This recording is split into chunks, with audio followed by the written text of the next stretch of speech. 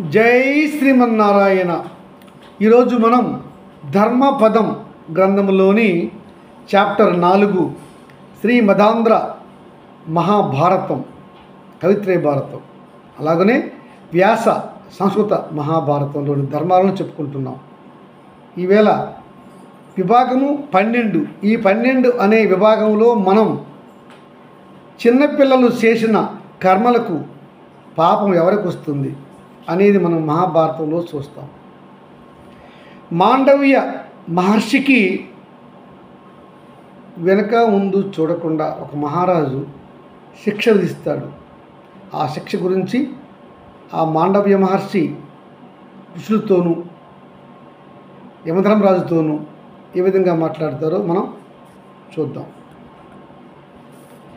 ఋషులు మాండవ్య మహర్షికి ఇనుప సోలపై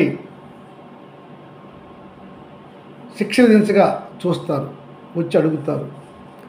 మాండవ్య మునిశ్రేష్ఠ, మీరు మహా తపస్విలు, గొప్పవారు. మీకు ఇట్టి ఇనుప సోలము గుచ్చి కొరత వేసిన రాజు ఎవరు? ఇట్టి పాపం కార్యము ఎలా తలపెట్టారు వారు? అడుగుతారు ఋషులు మాండవ్యుని.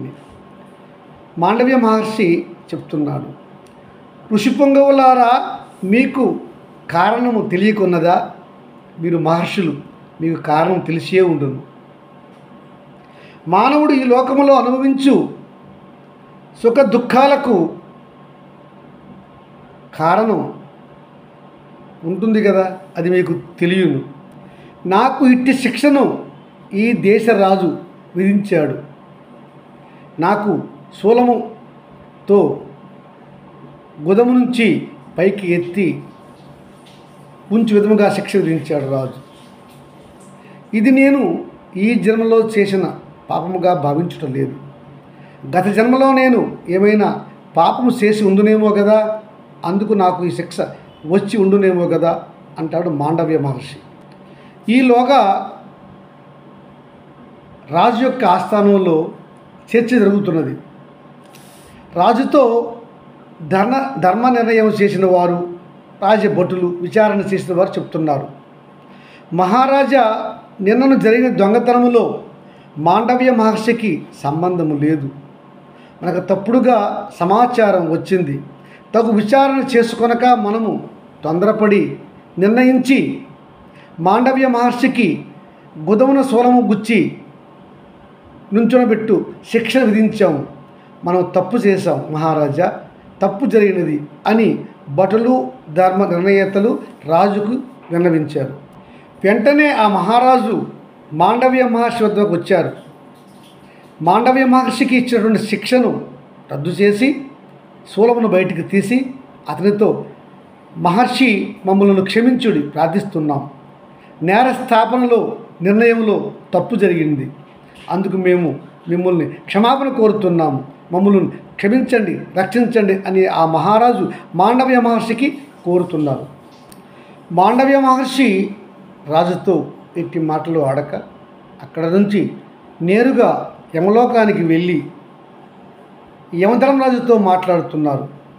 ధర్మరాజా, మీరు నేరము చేసిన వారికి శిక్ష విధింతురు. ఇది మీకు బ్రహ్మదేవుడు ఇచ్చేటువంటి అధికారం, నేను కాదనను.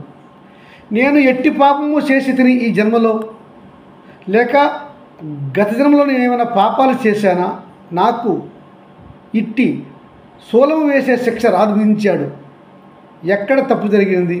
నేను ఏమి తప్పు చేశాను చెప్పండి అని గట్టిగా నిలదీశాడు మాండవ్య మహర్షి యమధర్మరాజును.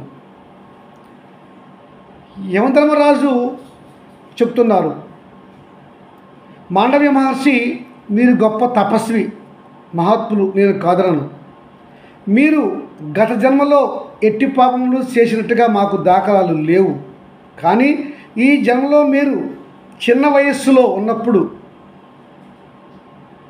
తూనీగలను, ఇతర చిన్న చిన్న కీటకాలను ఎగరనీయకుండా వాటి రెక్కలు తుంచి వాటి గుదములో సూదులు గుచ్చి ఆనందించారు.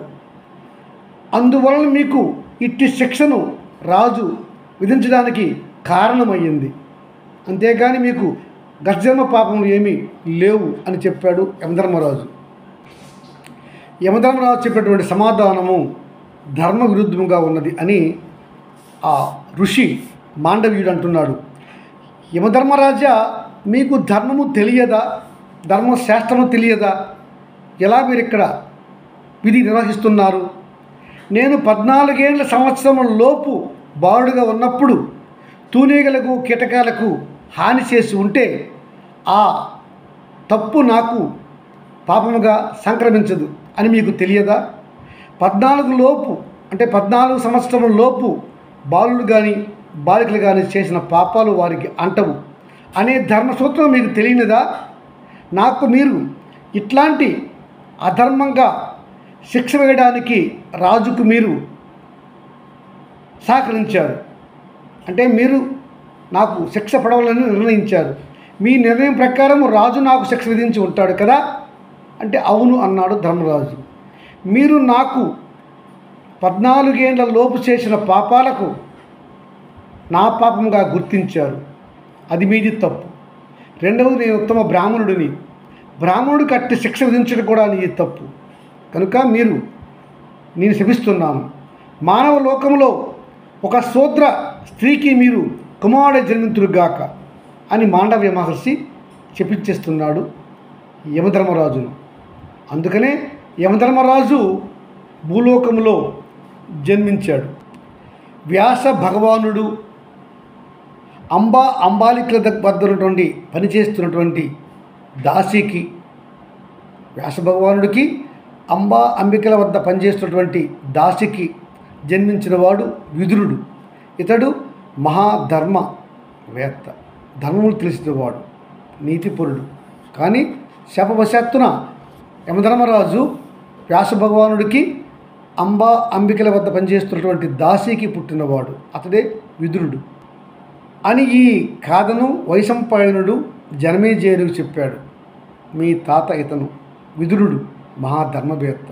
అతను సాక్షాత్తు యమదేవుని యొక్క అవతారము, ధర్మమూర్తి అని ఆ గాథను వైశంపాయనుడు విడమర్చి చెప్పాడు మహారాజు జనమేజయుడికి. జై శ్రీమన్నారాయణ.